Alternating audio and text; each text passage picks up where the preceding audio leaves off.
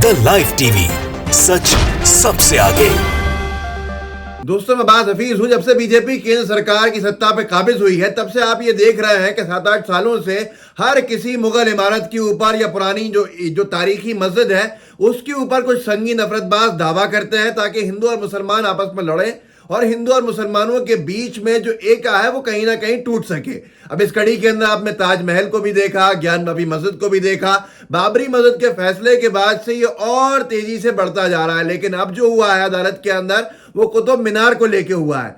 कुतुब मीनार के ऊपर मालिकाना हक का दावा एक ने किया है और हिंदू देवी देवताओं की मूर्तियों को स्थापित करने के लिए वहां पर एक पिटीशन भी लगाई गई है, जिस पर एएसआई ने अदालत में क्या कहा है उसको सुनकर बहुत बड़ी संख्या में संगी नफरतबाजों को तकलीफ हो गई है, क्योंकि उनका मकसद हिंदू और मुसलमानों को जो तोड़ने का है वो शायद कहीं पूरा होता हुआ नहीं दिख रहा है। न्यूज 18 ने लिखा है कि कुतुब मीनार परिसर में देवी देवताओं के पूजा का मामला, लेकिन इससे पहले लेके चलता हूं कि मामला शुरू कहां से हुआ।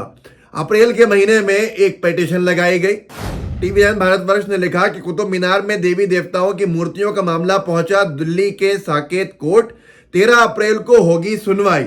ये कहा गया उस पिटीशन के अंदर के 27 मंदिरों के अन्य देवी देवताओं की मूर्तियां जो है वो कुतुब मीनार के जो प्रांगण है उसके अंदर स्थापित करनी चाहिए और वहां पर पूजा अर्चना होनी चाहिए। ये जैन समाज का और हिंदू समाज का तरफ से दावा बताया गया। मतलब मैं ये नहीं कहूंगा कि पूरे हमारे हिंदू भाई बहन या मुस्लिम भाई बहनों के बीच विवाद है संगीन नफरतबाजों का और देश में जो एकता चाहते हैं उन लोगों के बीच। इसके ऊपर जो कल कोर्ट के अंदर हुआ वो न्यूज 18 ने लिखा कि कुतुब मीनार परिसर में देवी देवताओं की पूजा का मामला, एएसआई ने कहा इस अर्जी को सुनने का औचित्य नहीं है। ये जो पिटीशन लगाया गया है इसको सुनने का कोई औचित्य नहीं है। ये पूरा का पूरा मतलब मामला जो है वो बेकार का टाइम वेस्ट करने का है, जिसको सुनकर संगी नफरतबाजों का तो आग बबूला होना बहुत वाजिब ही है। मैं आगे और सुनाता हूं आपको। ये लिखा है न्यूज 18 ने, लाइव लॉ ने भी लिखा है और जो भी लोग कवर करते हैं अदालत की कार्यवाही को उन सब ने लिखा है कि कुतुब मीनार परिसर में हिंदू और जैन देवी देवताओं को स्थापित कर पूजा के अधिकार की मांग करने की अर्जी का पुरातत्व विभाग ने विरोध किया है। एएसआई ने कहा कि जमीन के मालिकाना हक को लेकर 1947 के बाद से किसी भी कोर्ट में ना तो अपील दायर की गई और ना ही कानून के मुताबिक मांग की गई। अब इसके ऊपर एएसआई का साफ कहना है कि ये मांग बिल्कुल ही सही नहीं है जिस तरह से मांग कुतुब मीनार के मालिकाना हक की जा रही है। इससे पहले भी एएसआई ने बहुत ही स्पष्ट जवाब दिया था ताजमहल को लेकर, जिसके बाद से एएसआई निशाने पर आ गया था संगी नफरतबाजों के। दूसरे अखबारों ने भी लिखा है, इसमें न्यूज 18 ने जो लिखा है वो ये है कि नई दिल्ली, सुशील पांडे और सौरभ शर्मा की रिपोर्ट है ये कुतुब मीनार परिसर में हिंदू और जैन देवी देवताओं को स्थापित कर पूजा के अधिकार की मांग के मामले में पुरातत्व विभाग ने दिल्ली के साकेत कोर्ट में अपना जवाब दाखिल किया है। जवाब मैंने बता दिया है आपको कि क्या कहा है उन्होंने। साफ तौर के ऊपर कहा है कि 1947 के बाद से किसी भी कोर्ट में ना तो अपील दायर की गई है और ना ही कानून के मुताबिक मांग की गई है। आज ये एकदम आ रहे हैं जाग के और कह रहे हैं कि ये हमारा मालिकाना हक है। असल में एक और एंगल उसमें लाके रख दिया है और वो एंगल है याचिकाकर्ता एक नए आए हैं और उनका दावा है कि ये अपने जवाब में एएसआई ने अपने जवाब में कुंवर महेंद्र ध्वज प्रसाद की ओर से दाखिल की गई अर्जी का विरोध करते हुए कहा कि इस अर्जी को सुनने का कोई औचित्य नहीं है। ये जो कुंवर महेंद्र ध्वज प्रसाद है वो कह रहे हैं कि मेरे पुरखों की हुकूमत हो गई थी यहाँ पर और उनका और हमारा मालिकाना हक है, लिहाजा हमको वापस दिया जाए। जिसके ऊपर जो एएसआई है उसका कहना है कि 1947 के बाद से तो अभी तक कोई सुना नहीं है। 1947 के पहले भी ऐसा कोई मुकदमा इनकी तरफ से नहीं लगाया गया जिसके ऊपर इस तरह का कुछ भी कह सके। ये भी कहा है उन्होंने कि जो जमीन का मालिकाना हक है वो एएसआई में कहीं पर भी अपील नहीं की थी और अपील ना करने का ये कार्यकाल 1913 से लेकर साल 2022 तक रहा है। हालांकि मालिकाना हक की अपील करने की लिमिटेशन में देरी का सिद्धांत भी लागू होता है। याचिकाकर्ता के द्वारा जमीन पर मालिकाना हक की मांग नहीं की जा सकती है, ये एएसआई का कहना है। मतलब साफ तौर के ऊपर अब कुतुब मीनार के ऊपर भी मांग कर दी गई है और कोर्ट में एएसआई ये कहने को मजबूर है कि इसको सुनना ही सेंसलेस है, इसको सुनने का कोई औचित्य नहीं है, ये बेकार की अपील है, बेकार के पिटीशंस हैं जिसके अंदर मालिकाना हक की मांग की जा रही है। मतलब एक तरफ ये कहा जा रहा है कि ये 27 मंदिरों की जगह है जो कुतुब मीनार बना दिया गया है, लिहाजा ये कुतुब मीनार मंदिरों को दे दिया जाए। दूसरे कूद गए हैं कि हमारे पुरखों की ज़मीन है, जैसे कि जयपुर की राजकुमारी कूदी थी कि राजमहल उनके पुरखों की ज़मीन है, उनको दे दिया जाए। एक तरह से तमाशा बना के रख दिया है और इसके ऊपर सरकार की खामोशी बहुत बड़े सवाल खड़े कर रही है। मोदी सरकार क्यों खामोश है? अपील खारिज करने की मांग भी की है और इसमें लिखा है कि एएसआई ने अपने जवाब में साकेत कोर्ट ऑर्डर 1 रूल 10 के तहत कुंवर महेंद्र ध्वज प्रसाद की अर्जी को खारिज करने की मांग की है। उन्होंने भी इस मामले के में पक्षकार बनाए जाने की मांग की थी, जिनके बारे में ये कहा गया है। नई अर्जी में कहा गया कि याचिकाकर्ता के पुरखे जो थे वो यहाँ पर हुकूमत करते थे। एएसआई ने सीधे सीधे मांग कर दी है कि इस याचिका को खारिज कर दिया जाए। ये सिर्फ और सिर्फ वक्त को जाया करना है। तो जाहिर सी बात है उन संगीन नफरतबाजों को बहुत तकलीफ हुई होगी जो हिंदू और मुसलमानों को बांटने के नए नए आधार ढूंढते हैं, चाहे वो ताजमहल हो या कुतुब मीनार हो या लाल किला हो।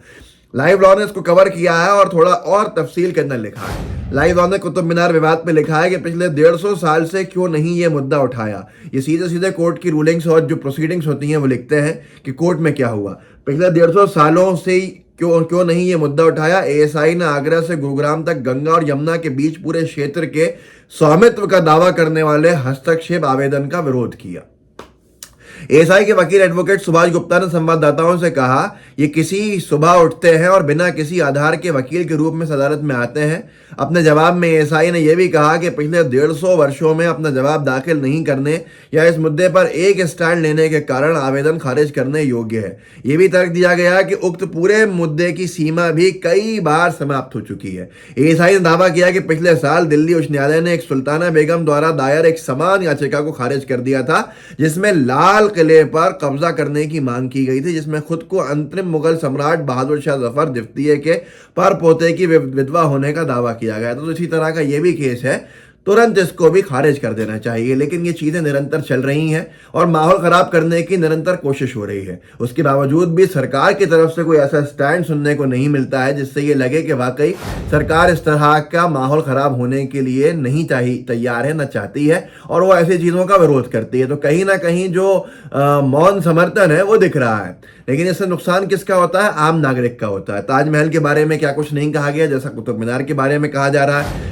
टीवी 9 भारतवर्ष ने लिखा भी था, ताजमहल पर जयपुर रॉयल फैमिली का बड़ा दावा। दिया कुमारी ने कहा, राज परिवार के पास है सारे दस्तावेज, वहां था हमारा महल। ये बीजेपी की सांसद भी हैं।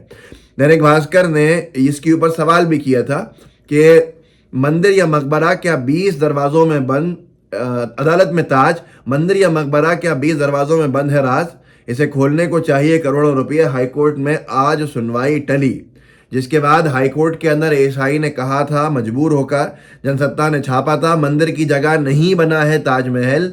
एएसआई ने किया साफ, देवी देवताओं की मूर्ति के दावे को भी नकारा। कुतुब मीनार के मामले के अंदर कमजोर दिख रहा है मामला। ताजमहल का मामला पे एएसआई बहुत सख्त है, क्योंकि इन दोनों से बहुत हैवी रेवेन्यू भारत सरकार को मिलता है। जो टूरिस्ट आते हैं, जो टिकटों की सेल है वो करोड़ों में जाती है, लेकिन ज्ञान वापी से किसी को कुछ नहीं मिलता है। तो ज्ञान वापी मस्जिद के बारे में कल ये लिखा गया, ज्ञान वापी मस्जिद मामले में दोनों पक्षों की दलीलें पूरी, कोर्ट ने सुरक्षित रखा आदेश। अब 12 सितंबर को आएगा फैसला। इसके ऊपर ऐसा कोई भी बयान सुनने को नहीं मिला है कि जैसे ये इसका सुनने का औचित्य नहीं है, क्योंकि ज्ञान वापी से कोई कमाई होती नहीं है सरकार की। दैनिक भास्कर ने यह भी लिखा है कि मसाजिद कमेटी ने क्या दावा किया इस पूरे केस के अंदर। ज्ञान वापी मां श्रृंगार गौरी केस का फैसला 12 सितंबर को। मसाजिद कमेटी का दावा, वक्फ संपत्ति का मामला सिविल कोर्ट नहीं सुन सकती। हिंदू पक्ष बोला तो 1993 तक होती थी पूजा। अब ये जो बात कह रहा है मसाजिद कमेटी, ये बहुत महत्वपूर्ण है। इसके बावजूद भी निरंतर सुनवाई चल रही है। जो वक्फ की प्रॉपर्टीज होती हैं, वक्फ बोर्ड की प्रॉपर्टीज होती है, उनके लिए सरकार और संविधान के हिसाब से वक्फ ट्रिब्यूनल बना हुआ है। वो वक्फ ट्रिब्यूनल ही वक्फ की प्रॉपर्टीज की सुनवाई करता है, लेकिन उसके बावजूद मसाजिद कमेटी के इस दावे को नकारते हुए निरंतर सुनवाई जो है वो चलती गई है ज्ञान वापी मस्जिद की सिविल कोर्ट के अंदर। तो ये सारी की सारी चीज़ें जिस तरह से माहौल ख़राब करने के लिए की जा रही हैं, इससे आप भी वाकिफ़ हैं।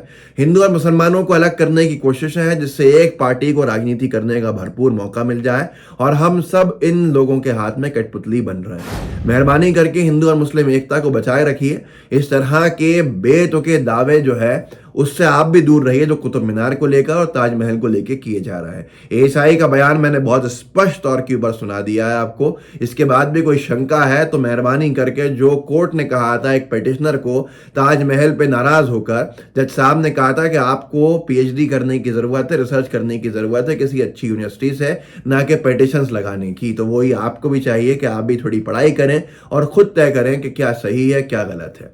इस वीडियो को व्हाट्सएप ग्रुप में शेयर कीजिएगा, साथ में लाइव टीवी को सब्सक्राइब कीजिएगा और बेल आइकन दबाइएगा। जय हिंद, जय भारत। द लाइव टीवी, सच सबसे आगे।